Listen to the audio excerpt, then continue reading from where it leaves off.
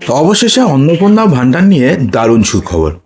এবার আর কারোর চিন্তা নেই, সবাই পেয়ে যাবেন অন্নপূর্ণা ভাণ্ডারের টাকা। সবাই পেয়ে যাবেন মানেটা কি? তার মানে যাদের নাম এসআইআর এ বাদ চলে গেছে তারাও কি পাবেন? বা যাদের ইনকাম একটা নির্দিষ্ট সীমার বেশি তারাও কি পাবেন?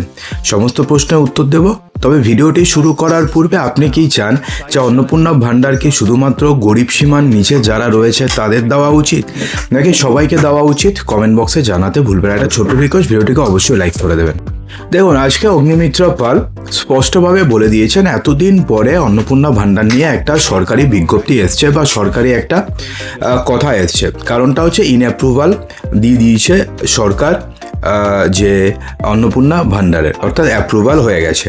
এবং এই অ্যাপ্রুভালের সময়তে অগ্নিমিত্রা পাল স্পষ্টভাবে বলে দিয়েছেন যে যারা যারা লক্ষ্মীর ভাণ্ডারের টাকা পেতেন প্রত্যেক মহিলারাই এবার অন্নপূর্ণা ভাণ্ডারের টাকা পেয়ে যাবেন। এবং অন্নপূর্ণা ভাণ্ডারের জন্য কাউকে আর নতুন করে অ্যাপ্লাই করার কোনো প্রয়োজন পড়বে না। অর্থাৎ একটা জিনিস পরিষ্কার হয়ে গেল, আগামী 2-3 মাস বা 4-5 মাসে আপনাকে অন্নপূর্ণা ভাণ্ডারের জন্য অ্যাপ্লাই করতে হবে না।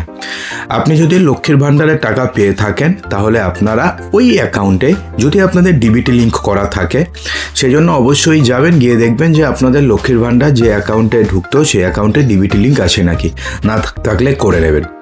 এবং অবশ্যই মনে রাখবেন অ্যাকাউন্টটি যেন সিঙ্গেল হয়, জয়েন্ট অ্যাকাউন্ট যাতে না হয়।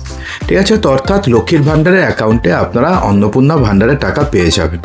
এবং যারা যারা লক্ষ্মীর ভাণ্ডারের টাকা পেতেন, সে যেই ইনকাম ক্যাটাগরিরই হোক না কেন, নর্মালি লক্ষ্মীর ভাণ্ডার যখন দেওয়া হয়েছিল সেই সময়তে কিন্তু বলা হয়েছিল সেক্ষেত্রে কোনো ইনকাম ক্যাটাগরি নেই, প্রায় সবাই লক্ষ্মীর ভাণ্ডারের জন্য আবেদন করেছে এবং সবাই লক্ষ্মীর ভাণ্ডারে 1500 টাকা কিন্তু পেয়েছে এবং 1700 টাকা করে পেয়েছে। এবার ভোটের আগে বিজেপি বলেছিল যে কোনো তারা ইনকাম ক্রাইটেরিয়া রাখবে না, যারা যারা লক্ষ্মীর ভাণ্ডার পেত সবাইকে তারা অন্নপূর্ণা ভাণ্ডার দেবে। এবং তারা তাদের যে প্রতিশ্রুতিকেই পূরণ করলো এবং তারা বলে দিয়েছে এক্ষেত্রে কোনো ইনকাম ক্যাটাগরি আপাতত নেই, ভবিষ্যতে হতে পারে, কিন্তু অন্নপূর্ণা ভাণ্ডারের টাকা সবাই পাবে। যারা লক্ষ্মীর ভাণ্ডারের টাকা পেতেন প্রত্যেক মহিলারা অন্নপূর্ণা ভাণ্ডারের টাকা পাবেন। তাতে তার স্বামী পেনশন পাক, তাতে তার স্বামী সরকারি চাকরি করুক, অথবা তিনি সরকারি চাকরি করেন, অথবা না তিনি যদি সরকারি চাকরি করেন তাহলে নর্মালি তাকে অন্নপূর্ণা লক্ষ্মীর ভাণ্ডারের টাকাও তিনি পেতেন না, কিন্তু তার স্বামী যদি সরকারি চাকরি করে, ছেলে মেয়ে যদি সরকারি চাকরি করে, তাহলে সেক্ষেত্রেও তারা কিন্তু অন্নপূর্ণা ভাণ্ডারের টাকা পাবে। এবং তারা যদি ব্যবসা করে তবুও পাবে। অর্থাৎ লক্ষ্মীর ভাণ্ডারের জন্য যারা যারা অ্যাপ্লাই করেছিল, যারা যারা পেত, প্রত্যেকেই অন্নপূর্ণা ভাণ্ডারের টাকা পাবে। ঠিক আছে? তো এরপরে আরও একটা প্রশ্ন ছিল, যাদের নাম এসআইআর এর ফলে বাদ চলে গেছে তাদের কি হবে? কেননা এটা নিয়ে কিন্তু একটা বড়সড় প্রশ্ন ছিল। এবং আরেকটা ছিল হচ্ছে মুসলিমদের কি হবে। দেখুন, এক্ষেত্রে হিন্দু, মুসলিম, বৌদ্ধ, খ্রিস্টান, জৈন, পার্সি বলে কিচ্ছু নেই। প্রত্যেকে যারা লক্ষ্মীর ভাণ্ডার পেতেন তারা প্রত্যেকে পাবেন, সেক্ষেত্রে সে যে কোনো ধর্মাবলম্বী হোক না কেন। এটা গেল হচ্ছে 1 নম্বর। তারপরে দেখুন, বলা হয়েছে যে এক্ষেত্রে যদি কারোর নাম এসআইআর এর ফলে বাদ চলে যায় এবং তিনি যদি ট্রাইব্যুনালে অ্যাপিল করেন তাহলে তিনি কিন্তু লক্ষ্মীর অন্নপূর্ণা ভাণ্ডারে 3000 টাকা পেয়ে যাবে, কিন্তু তাকে অবশ্যই ট্রাইব্যুনালে অ্যাপিল করতে হবে। এবং কেউ যদি অন্নপূর্ণা এসআইআর এ যদি নাম বাদ চলে যায় এবং তিনি যদি সিএ এর জন্য আবেদন করেন তাহলেও তিনি অন্নপূর্ণা ভাণ্ডারে টাকা পেয়ে যাবেন। অর্থাৎ মতুয়াদের কথা বলা হয়েছে। অর্থাৎ মতুয়ারা যাদের অনেকের নাম বাদ চলে গেছে এসআইআর এর ফলে, তারাও কিন্তু লক্ষ্মীর ভাণ্ডারের টাকা যেমন পেত ঠিক তেমনি তারা অন্নপূর্ণা ভাণ্ডারেরও টাকা পাবে।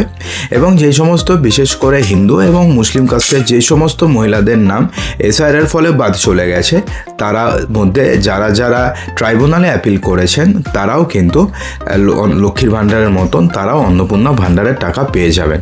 অর্থাৎ সেক্ষেত্রে কারোর নাম কাটা হচ্ছে না, সবাই পেয়ে যাবেন। কিন্তু হ্যাঁ, শুধুমাত্র একটি ক্যাটাগরির মহিলাদের নাম কাটা হবে, সেটা হচ্ছে কারোর নাম যদি খসড়া তালিকা থেকে ধরুন বাদ চলে গেছে।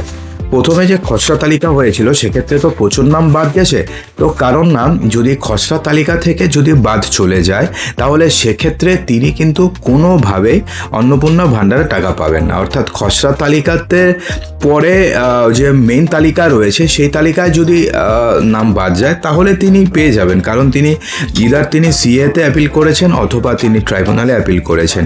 কিন্তু যাদের নাম খসড়া তালিকাতে বাদ চলে গেছে সেই সমস্ত মহিলারাই একমাত্র পাবেন পাবেন না, কারণ তাদের মধ্যে ডিলিটেড রয়েছে, তাদের মধ্যে শিফটেড রয়েছে, অ্যাবসেন্টি রয়েছে। তো যেহেতু রয়েছে সেহেতু তারা শুধুমাত্র পাবে না, বাদবাকি সবাই অন্নপূর্ণা ভাণ্ডারের টাকা পেয়ে যাবে। তো বন্ধুরা, আশা করবো যে ভিডিওটিতে আপনাদের সমস্ত কিছু বোঝাতে পেরেছি। এরপরেও যদি কোনো প্রশ্ন থাকে কমেন্ট বক্সে জানাবেন, প্রত্যেকটি প্রশ্নের উত্তর দেওয়ার চেষ্টা করব। তো অসংখ্য ধন্যবাদ ভিডিওটি সম্পূর্ণ দেখার জন্য।